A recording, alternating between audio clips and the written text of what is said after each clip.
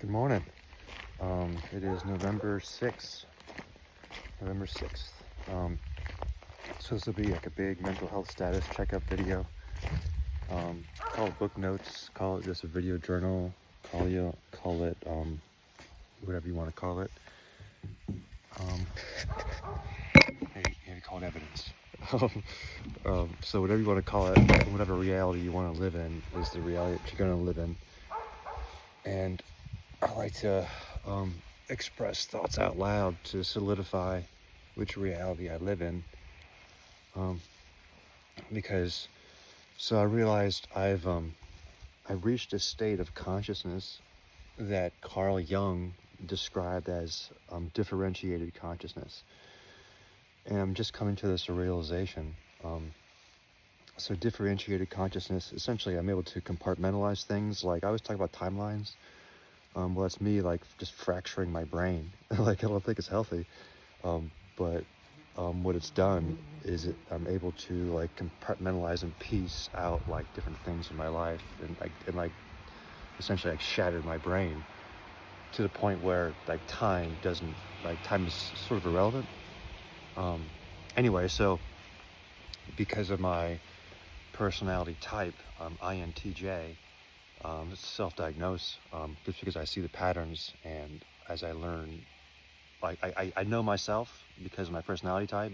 So since I know my type, I'm able to figure out which one aligns with me, versus me choosing which one I align with, or vice versa.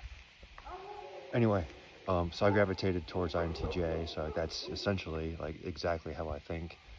Also, I'm a strong empath, and I've developed this through like this awareness perspective. So an INTJ empath, like I can feel emotion and matter, like leftover emotion and matter, right? I can like feel, like from people, I feel energy. Okay, so an INTJ empath who achieved this differentiated state of consciousness, there's not too much like on the record of these kind of people, because another name for this state of awareness is also called Christ consciousness. And it's a razor's edge between what is real once you kind of navigate to like a high state of awareness. So think of it like on a bell curve. Like I'm at like the forward tip, like of this bell curve of like consciousness. So it comes with a lot of challenges, and challenges is I can see like through like the inner workings of like social systems, and I see how everything works because I can see the patterns of like the pulleys and strings that operate like culture and society. And I just see behind the curtain, and everyone is just running on an operating system that's based off of their fears and like what they're able to digest emotionally, like how they can regulate themselves. So everyone's operating at these different frequencies.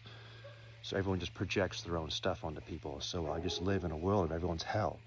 And it's like, it's exhausting in so many ways, because I can point out all the paths. It's like, hey, do you see this, and this? And still, it's like they're running a script, and I can see the script. Okay. So that's some of the challenges of this this state of awareness, and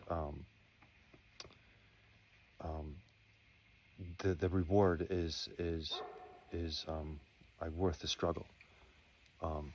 So through my through my awareness, I've come to like, well, in this like in any reality as possible kind of situation, someone can spiral themselves into schizophrenia pretty quick, and I can see how they do it.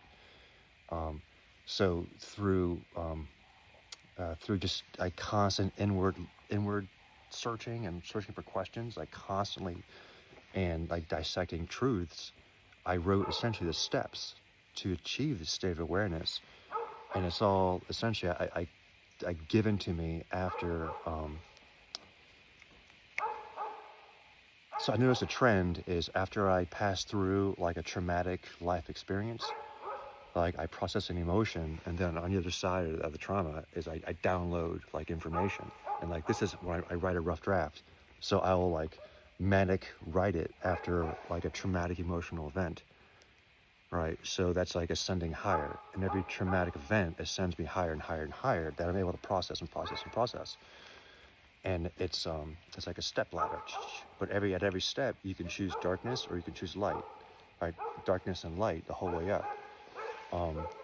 But at the higher state of consciousness, it's like a razor's edge of of um, of of genius and madness, because without the rules and laws of mathematics that keep me grounded in reality, I can spiral off into oblivion. But that's all based off of the three golden principles, right? It's mathematics also.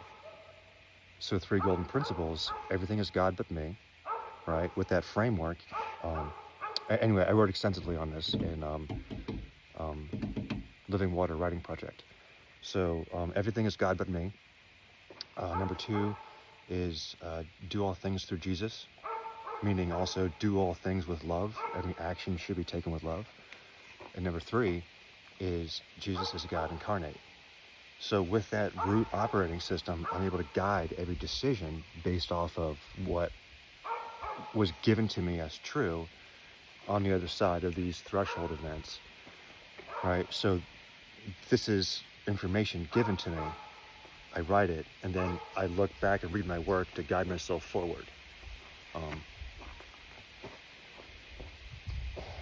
So I don't know if my words guide me or I guide my words. And I've written this and I've said it many, many times, but this is what it looks like.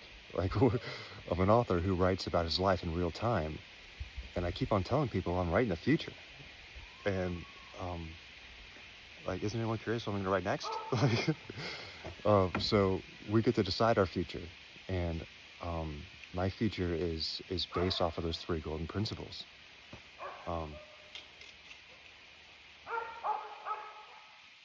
So the kingdom of the kingdom of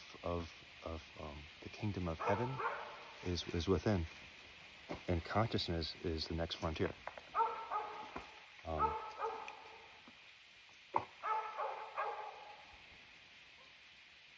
So welcome to my timeline.